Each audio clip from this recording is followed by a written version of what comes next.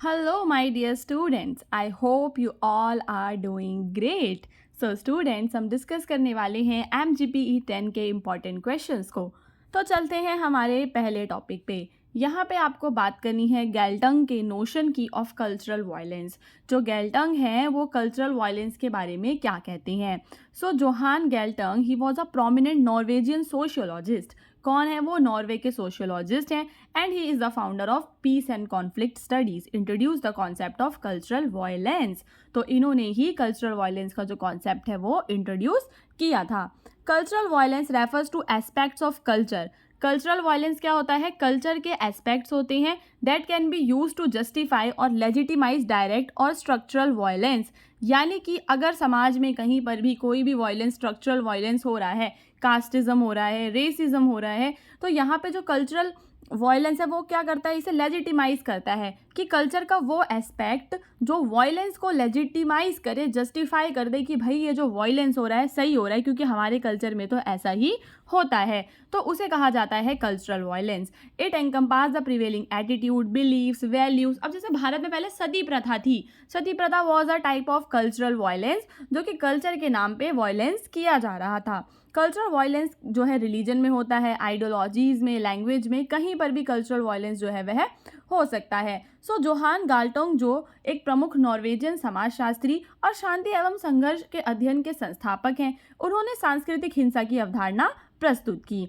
सांस्कृतिक हिंसा उस संस्कृति के उन पहलुओं को संदर्भित करती है जिनका उपयोग प्रत्यक्ष या संरचनात्मक हिंसा को सही ठहराने या वैध बनाने के लिए किया जा सकता है कि यह जो हिंसा हो रही है वह सही है और वैध है। इसमें प्रचलित दृष्टिकोण, विश्वास, मूल्य और विचारधाराएं शामिल होती हैं जो हिंसा को स्वीकार्य या यहाँ तक कि आवश्यक बनाती हैं। क्या कहती हैं? कि हिंसा जो है वह तो ज़रूरी है। तो यहीं पर कल्चरल वायलेंस आता है कि कल्चर का वो पहलू जो क्या करे, हिंसा को आवश्यक बना दे, उसे हम सांस्कृतिक हिंसा कहते हैं, उस संस्कृति को। कल्चरल वायलेंस जो है वो एक तरह का पावरफुल टूल है जो कि स्ट्रक्चरल वायलेंस को बढ़ावा देता है। ठीक है, जो आपका स्ट्रक्चरल वायलेंस होता है जिसमें आपका रेसिज्म और कास्टिज्म आता है, ठीक है, जो भी समाज में बुराइयां हैं, समाज में अन्याय जो हो रहा है सोशल, पॉलिटिकल, इकोनॉमिक लेवल पे, उन सबको बढ़ाता है ये। फॉर इंस्टेंस जो कल्चरल नॉर्म्स है, कल्चर के वजह से क्या होता है कि जो जेंडर इक्वेलिटी है वो क्या होती है? बढ़ती है। साथ ही साथ ये क्या करता है? जेंडर इक्वेलिटी को क्या करता है? लेजिटिमाइज करता है। और जो वुमेन्स के अगेंस्ट स्ट्रक्चरल वायलेंस है उसको भी लेजिटिमाइज करता है कि अगर महिलाओं को संसाधन नहीं भी मिल रहे तो क्या हो गया, हमारे कल्चर में तो ऐसा ही होता है। तो कल्चर का जो वो एस्पेक्ट है जो क्या कर रहा है? जेंडर इक्वेलिटी को, वायलेंस अगेंस्ट वुमेन्स को लेजिटिमाइज कर रहा है, सस्टेन कर रहा है, वो उसकी बात उन्होंने की थी। साथ ही साथ जो रेशियल आइडियोलॉजीज हैं, डीह्यूमनाइज सर्टेन ग्रुप्स और अंडरपिन डिस्क्रिमिनेटरी प्रैक्टिसेस एंड पॉलिसीज। कई सारी रेशियल आइडियोलॉजीज भी तो होती हैं कि काले और गोरे का जो भेदभाव होता है वो भी इसके अंदर ही आता है। सो सांस्कृतिक हिंसा संरचनात्मक हिंसा को बनाए रखने के लिए एक शक्तिशाली उपकरण के रूप में कार्य करती है जो सामाजिक, राजनीतिक और आर्थिक प्रणालियों में अंतर्निहित प्रणालीगत असमानताओं और अन्याय को संदर्भित करती है। उदाहरण के लिए सांस्कृतिक मानदंड जो लैंगिक असमानता को बनाए रखते हैं वे महिलाओं के खिलाफ संरचनात्मक हिंसा को वैध बना सकते हैं और बनाए रख सकते हैं। इसी प्रकार नस्लीय विचारधाराएं जो कुछ समूहों को अमानवीय बनाती हैं, भेदभावपूर्ण प्रथाओं और नीतियों का आधार बन सकती हैं। उसके बाद हम बात करेंगे जो गाल्टंग है, और वो गाल्टुंग जो है वो और क्या कहते हैं। वो कहते हैं कि जो आइडियोलॉजीज़ हैं, ठीक है, वो आइडियोलॉजीज़ की बात करते हैं और कल्चर की बात करते हैं जो कि वायलेंस, जिनके कारण जो वायलेंस है वो लंबे समय तक चल पाता है। So by understanding cultural violence, we can better identify and address the deep-rooted beliefs and values that perpetuate violence. तो कल्चरल वायलेंस से हम उन बातों को समझ पाते हैं, वो वाली बातें जो गहराई से जो वैल्यूज़ हैं जो वायलेंस को परपेचुएट कर रही हैं, बढ़ा रही हैं, हम उन्हें समझ पाते हैं। This understanding is crucial for creating more just and peaceful society. और ये अंडरस्टैंडिंग बहुत ही ज़्यादा इम्पॉर्टेंट है अगर हमें कैसी सोसाइटी बनानी है? एक पीसफुल सोसाइटी बनानी है। As it highlights the need to transform cultural norms and ideologies that justify harm. So जो गाल्टुंग है, गाल्टुंग की सांस्कृतिक हिंसा की अवधारणा विचारधारा और संस्कृति की भूमिका को रेखांकित करती है। जो हिंसक संरचनाओं को आकार देने और बनाए रखने में सहायक होती हैं। सांस्कृतिक हिंसा को समझकर हम उन गहरी जड़ वाले विश्वास और मूल्यों की बेहतर पहचान और समाधान कर सकते हैं जो हिंसा को बनाए रखते हैं। यानी कि हम पहले पहचान करेंगे कि क्या कौन से मूल्य हैं और कौन से विश्वास हैं जिनके कारण हिंसा हो रही है। ठीक है, यह समझ अधिक न्याय संगत और शांतिपूर्ण समाजों के निर्माण के लिए महत्वपूर्ण है, क्योंकि यह विचारधाराओं के बदलने की आवश्यकता पर को उजागर करती है। ठीक है, कि जो विचारधारा है उसे हमें क्या करना है, बदल देना है। अब हमें बात करनी है कि जो महात्मा गांधी हैं वो कॉन्फ्लिक्ट ट्रांसफॉर्मेशन के बारे में क्या कहते हैं। So Gandhian conflict transformation is rooted in the philosophy and principles of Mahatma Gandhi, focusing on non violence and satyagraha. Mahatma Gandhi की जो भी फिलॉसफी होती है वो हमेशा नॉन वायलेंस और सत्याग्रह पर ही बेस्ड होती है। This approach emphasizes resolving conflicts by transforming relationships and addressing the underlying causes of conflict through peaceful means।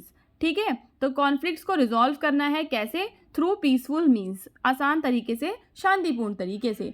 सो गांधीवादी संघर्ष परिवर्तन महात्मा गांधी के दर्शन और सिद्धांतों पर आधारित है जो अहिंसा और सत्याग्रह पर केंद्रित है। यह दृष्टिकोण संघर्षों को हल करने के लिए संबंधों को बदलने और शांतिपूर्ण संघर्ष तरीकों के अंतर्निहित कारणों को संबोधित करने पर जोर देता है।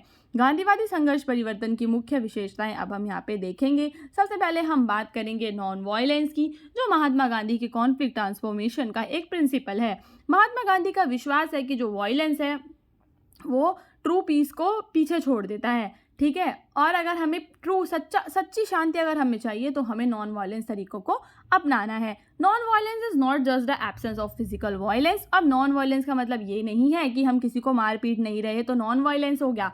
इसके अंदर आपका साइकोलॉजिकल और स्ट्रक्चरल वायलेंस भी आता है। सो गांधीवादी संघर्ष परिवर्तन में अहिंसा का सिद्धांत जो है वह क्या है, केंद्रीय है। गांधी जी का क्या मानना था कि हिंसा से ही हिंसा उत्पन्न होती है, जो और सच्ची शांति केवल अहिंसात्मक साधनों से ही प्राप्त की जा सकती है।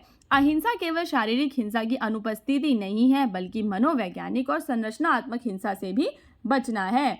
उसके बाद महात्मा गांधी बात करते हैं रचनात्मक कार्यक्रम शुरू करने की, कि हमें ऐसे रचनात्मक कार्यक्रम शुरू करने चाहिए जिनसे कि social, economic and political inequalities को कम किया जा सके। जैसे कि हमें एजुकेशन को प्रमोट करना है, लोगों को आत्मनिर्भर बनाना है और समाज के अंदर रिफॉर्म्स लेकर आनी है। ये सारे के सारे जो कंस्ट्रक्टिव प्रोग्राम्स हैं, इनका काम क्या होगा, ऐसी सोसाइटी बनाना जहाँ पे सब लोग क्या हों, बराबर हों, सबको न्याय मिले। ठीक है, और जो कॉन्फ्लिक्ट है, झगड़े करने की जो संभावना है वह कम हो जाए। सो गांधी ने सामाजिक, आर्थिक और राजनीतिक असमानताओं को दूर करने के लिए रचनात्मक कार्यक्रमों का क्या किया, समर्थन किया। उन्होंने क्या कहा, हमें क्या करना चाहिए, हमें शिक्षा को बढ़ावा देना है, लोगों को आर्थिक तौर पे क्या करना है, आत्मनिर्भर बनाना है और समाज में सुधार करने हैं, जिससे कि संघर्ष की संभावना जो है वह कम हो सके। उसके बाद कम्युनिटी एंड कॉपरेशन में जो महात्मा गांधी हैं वो कहते हैं कि हमें लोगों के अंदर सेंस ऑफ कम्युनिटी जगानी है और लोगों को इस बात का एहसास दिलाना है कि उन्हें आपस में कॉपरेट करना है, तब जाके कहीं जो कॉन्फ्लिक्ट है वो ट्रांसफॉर्म हो पाएगा। गांधी बिलीव करते हैं पावर ऑफ कलेक्टिव एक्शन की, कि सब लोगों को मिलकर एक साथ एक्शन लेना चाहिए, and the importance of working together. साथ ही साथ जो लोग हैं उन्हें एक साथ काम करना चाहिए अपने कॉमन इश्यूज को सॉल्व करने के लिए। This fosters solidarity and mutual support. So गांधीवादी संघर्ष परिवर्तन में समुदाय और सहयोग की भावना का निर्माण जो है वह क्या है, महत्वपूर्ण है। गांधी सामूहिक कार्यवाही की शक्ति और सामान्य मुद्दों को संबोधित करने के लिए मिलकर काम करने के महत्व में विश्वास करते थे। इसमें एकजुटता, परस्पर सहयोग को बढ़ावा मिलता था। तो क्या कहने का मतलब है कि गांधी जी किस चीज़ में विश्वास करते हैं, कि सब लोगों को मिल के काम करना है और एकजुट हो जाना है। फिर वो कहते हैं कि पर्सनल ट्रांसफॉर्मेशन भी ज़रूरी है। बंदे को क्या करनी है, इंसान को अपनी सेल्फ इम्प्रूवमेंट करनी है। गांधी का विश्वास था जो इंडिविजुअल्स हैं उन्हें इनर पीस और मॉरल इंटीग्रिटी अपने अंदर लेकर आनी चाहिए, ताकि सोसाइटी में क्या लेकर आ सकें, वो पीस ला सकें।